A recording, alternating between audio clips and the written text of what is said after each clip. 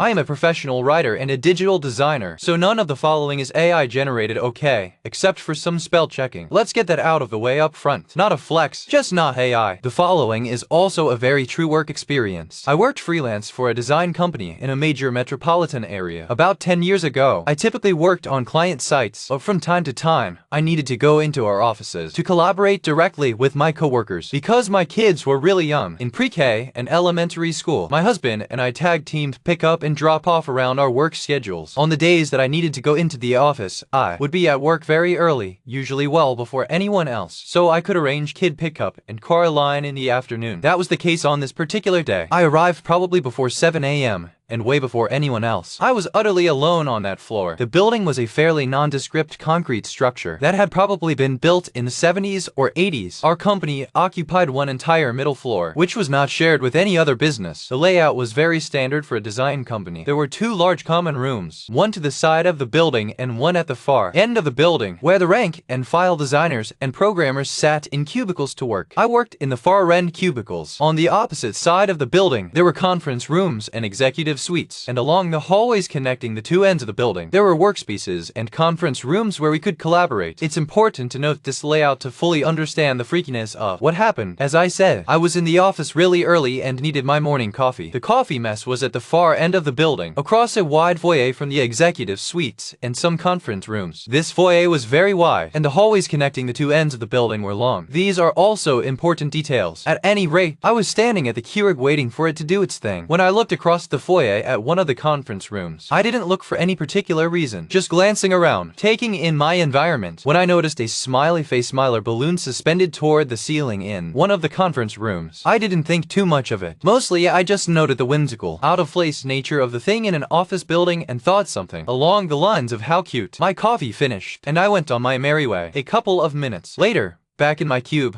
I heard something that sounded like scraping along the corridor I had just walked. As I looked in that direction, it emerged from the corner of the last conference room before the cubes began. The smiley face smiler balloon. It was moving very slowly in a straight line down the hallway. There was no breeze, no AC or heating system that should be moving it. To escape the conference room, it would have had to duck beneath the doorframe, move across the conference room wall, and then start traveling down a long hallway. As I sat there amazed, and more than a little weirded out, the balloon made yet another turn at my specific row of cubes and started heading directly toward where I was sitting. Now, at this point, I am thinking, this cannot be happening. Surely there's some current moving this thing, and it will just float on by. As I'm articulating the thought, as the heavens will bear me witness, it stopped directly in front of me and just sat there smiling at me, gently bobbing up and down. As I recall, that was enough for me. I gathered my belongings and noped it out of there, figuring any collaboration that needed to be done on that day could happen by way of teleconference. I later learned that a key executive of the company had passed away suddenly a few years before I started working there. I don't know for sure if he died on site or not, although I heard that he had, but I wonder if he wasn't just letting someone know he was still there, checking in on folks and making sure the place was running to his satisfaction. BTW, I have lived in several haunted houses and would be happy to post about those experiences to TL/DR. A Mylar balloon defied the laws of physics to follow me around a complex office layout, only to stop at my desk as I sat in amazement. I learned a former executive of the company had passed away suddenly a few years before I joined the company and was alleged to have died on the premises.